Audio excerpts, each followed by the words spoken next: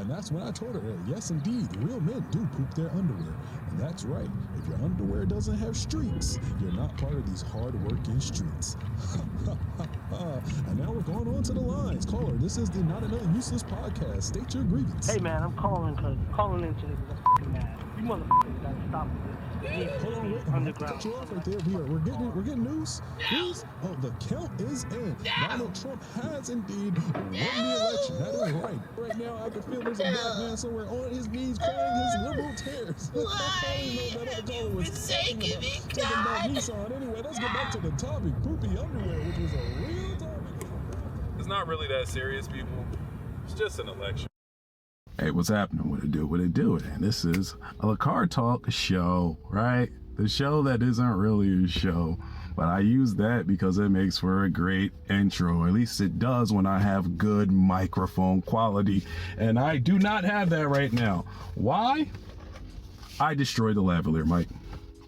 Going like this, open and closing the center console. Finally, I just severed the connection somewhere in these wires, because even though I do have a bag for it, I continuously forget to put it in the bag, or it is in the bag and it'll come out, and I'm just moving stuff around and I destroy it. So that happened. The little intro I made, if I did include it into the video, would have been great with a good microphone quality, and if my drone worked, but the drone is busted. Got finessed on eBay, bought a $1,500 Phantom 4 with nice amenities and a great carrying bag, and I can't even use it because the gimbal's messed up. That happened like a year ago though. Anyways, that's neither here nor there. As you see, that's the video is about the election. I'm wearing the shades on, not just because they're funny, but also because the sun's in my eyes, and well, I have an astigmatism. So with the election, Trump won, right? Not really surprised that Trump won. In fact, for the majority of the election, before Biden dropped out and after, I felt like Trump was going to win, simply because Biden is as centrist right as he can get, and he was running a terrible campaign. And then Kamala, even though she had a great boost in the beginning, did the same stuff that Hillary Clinton did, because the DNC strategists, if you can even call them that, ran the same game plan. Appealed to the moderates, appealed to the right wing, appealed to the lobbyists. And when I saw that happening and her lead diminishing, I was like, oh, this looks like it's going to be a Trump presidency again. And well, it was. So I personally am not really surprised, not really shocked. Like I said, I was predicting a Trump presidency. But the thing about it is, what just kills me about all this is, first and foremost, we'll just get out the way. I'm not a fan of Trump, never really liked Trump. I live in New Jersey. I haven't liked Trump for years, before he even became a politician, because, there's a lot of things about Trump if you don't know. A lot of local reports, news reports, whispers through the grapevines, and everything else, just like the type of person he really is, and basically being a con artist and a scammer. So I've known this, I knew this probably 8 to 9 years before he even ran in 2016 or 2015, because we're going to use the lead up to that and everything, right? So anyways, with Trump winning, me personally, I just find it funny.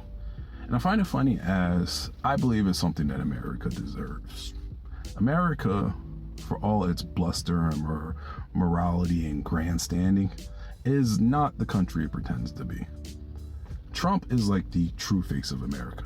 He's not a problem as much as he is a symptom of a problem, or he's the result of a problem, right? And seeing people champion and yell off the rooftops, throwing their confettis and pom-poms, who don't even fit the tax bracket that he appeals to, championing his win, that personally I think is amusing. Because the way people will vote against their own interests just because of how uneducated they are on the topic it just appeals to me. Like, for example, the morning that he won, got on TikTok just scrolling, or was going to scroll, but the first thing that I saw, the first video I saw, was a live, and it was a live stream, and there's a black guy with a Make America Great hat on, and he's just going, yeah, we did it, the liberals are upset, yeah, we did it, whoa, I want to do a backflip right now, but I'm in my apartment, my neighbor's going to complain if I do that. And it made me laugh when he said that, because I'm like, wow, you're in your apartment and you have to be considerate of others. You don't have a house. You don't have like real estate or anything. You're just in a lowly apartment, my guy. You're championing, right? Like you're celebrating the championship, like you just won the Super Bowl, but you're not even on the team. You're not in the tax bracket. You're not on the, you're not a walk-on. You're not on the practice squad. You're not even the water boy. You're outside the fence, barred from entrance. It's a club that you cannot get into, and you are screaming from the rooftops how happy you are. That and mainly grifting, because in those type of live streams, people can donate like little emojis and things, and well, that's, I think like half of that money goes to the person's pockets. I saw a few of those streams just scrolling through, mainly black people doing it, which is like, okay, the bills need to get paid. I ain't gonna knock the hustle, even though you are being a super Sambo right now. But people like that and others who I've like read and even encountered, that's like what inspired this. People like being just so engrossed into a cult of personality that they can vote against their own interests is a concept that I just don't I truly don't understand. Like they say the term ignorance is bliss, and honestly I believe that's true. Ignorance is the most blissful thing in the world, apparently, because if you know something, I mean, let me take that back. Once you have knowledge, you can't take knowledge back. Once you have intelligence, you can't take the intelligence back. Once you have education, you can't take that education back. So once your eyes open to anything, honestly, you can never close them again. And the way individuals just operate in this world, so blissfully ignorant, so uneducated, willfully ignorant, and it just doesn't bother them. That's something sometimes I wish I had, but other times I don't. For example, there's somebody I know personally, like very close to me, and they are a Latino. Right before the election, he was telling me that his family, who are obviously also Latino, started talking about how they support Trump. You know, it's going to be great for the economy, blah, blah, blah, blah. A sibling of this person was like, man, they just hate Trump because he's white, but he's going to do great for the economy. He's going to do good for everybody, right? Here's the issue with that. First and foremost, it's not true. Trump is going to do great for the rich. Those next series of tax cuts are going to be great for the rich. Everybody who fits into this category of like the topics I've been talking about for the last few weeks, you know, people miserable, people that are unhappy with their jobs, you know, the bad middle manager and like that is unqualified but doesn't have any skills, you know, all that type of stuff, people living out their cars, that's not going to help any of those people right there unless they have a trust fund. If they don't, you're not going to see any of the tax cuts. You're not going to, your stock portfolio is not going to go crazy or anything. That wealth distribution is going to be something that comes out of your pocket, not the wealth. But going back to like his family, because they fit that category, there's another issue there with them saying it. First and foremost, they don't know anything about politics at all. They're politically ignorant. And I'm not just saying that to judge them, but it's actually true. They really don't follow it or anything. They know nothing. And second, and the worst, some of them are undocumented still, including the one that said the statement of Trump being hated because he's white and he's going to fix the economy.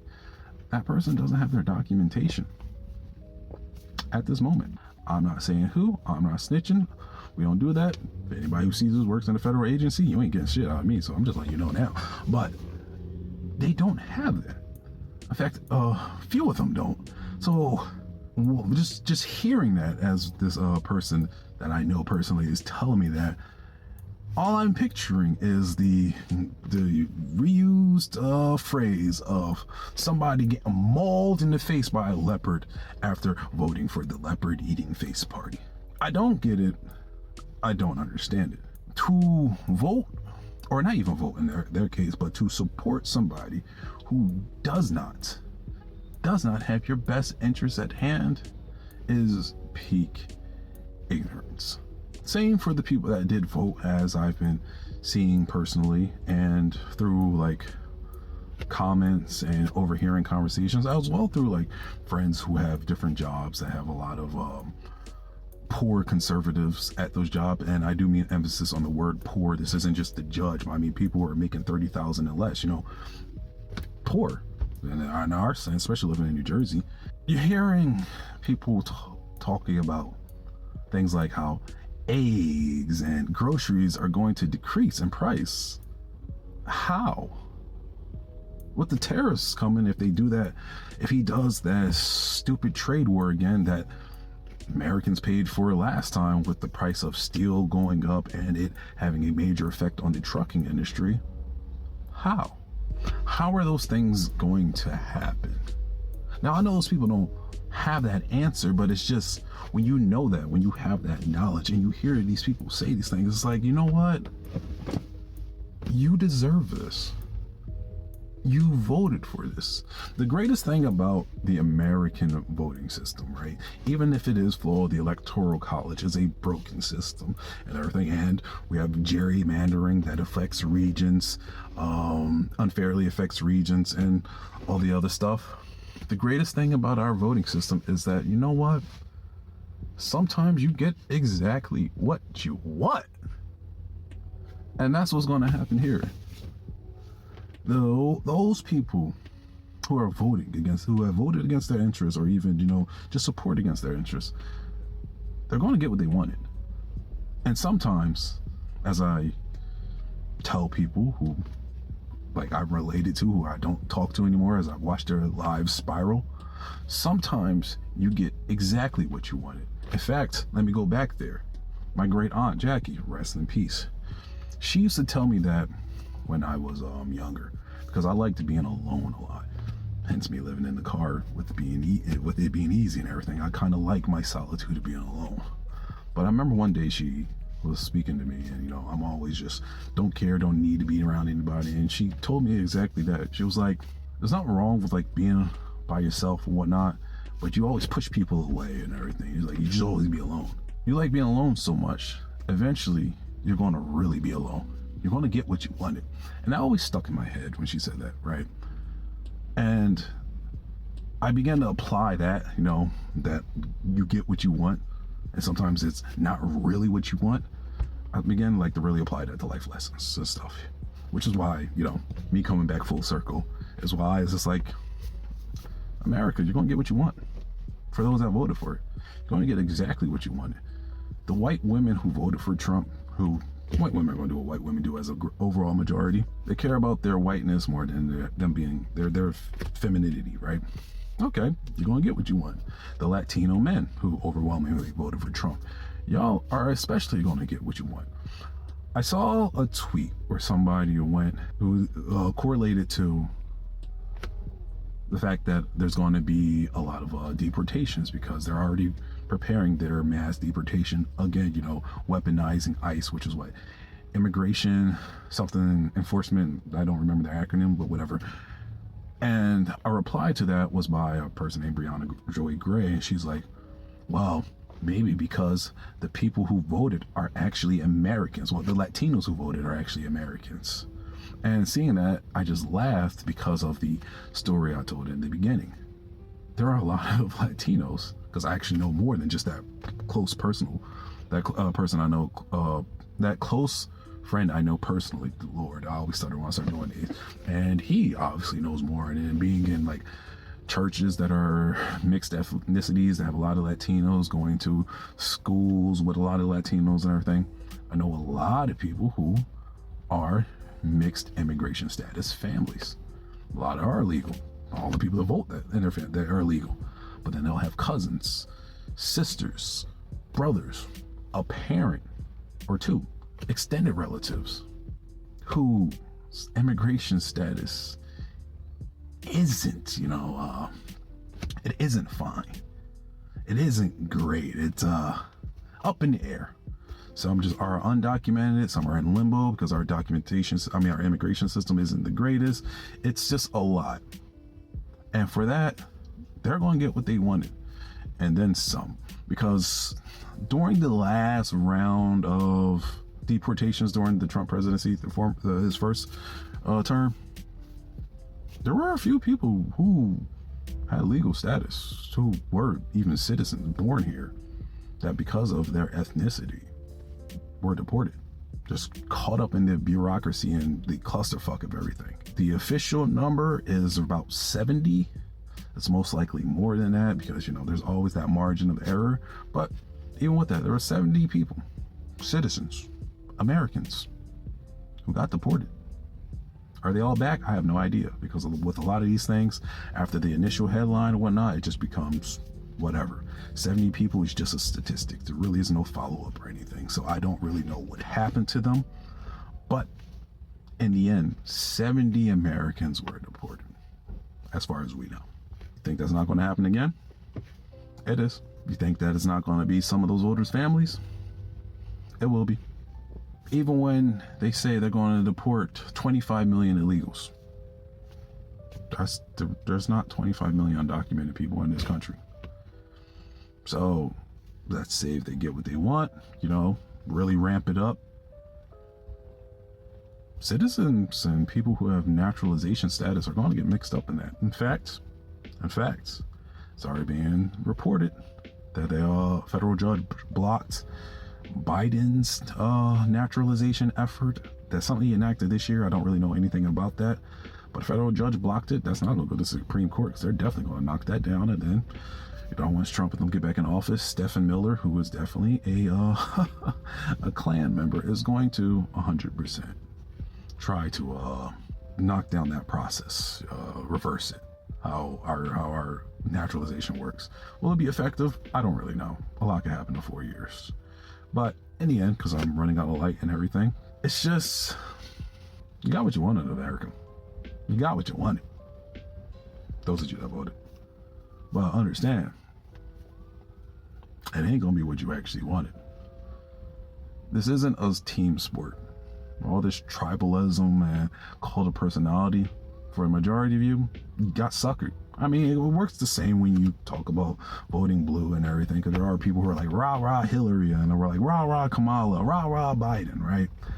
And for the most part, things aren't really, you don't always benefit. But at least in that aspect, you have a bit of normalcy. Normalcy isn't the greatest. There are still problems, 100% problems, because Biden's presidency had problems. But you get a bit of normalcy.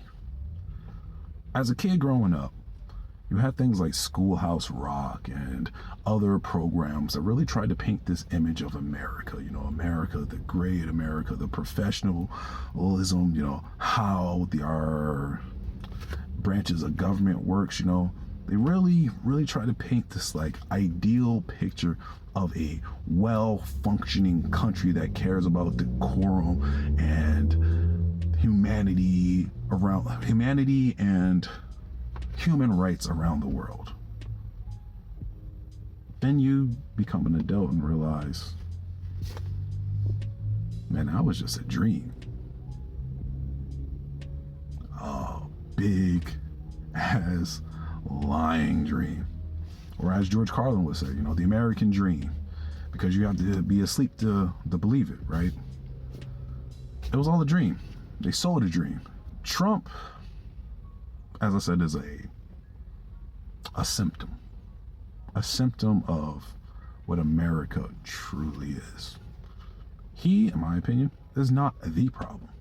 Because he wouldn't exist if it wasn't for how America sweeps things under his rug. Its issues with racism, its issues with hard conservatives, its issue with on the world stage, its foreign policy, its imperialism, American hegemony, there we go. All of that.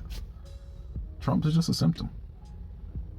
Nothing comes out of a vacuum. Nothing just poofs in thin air.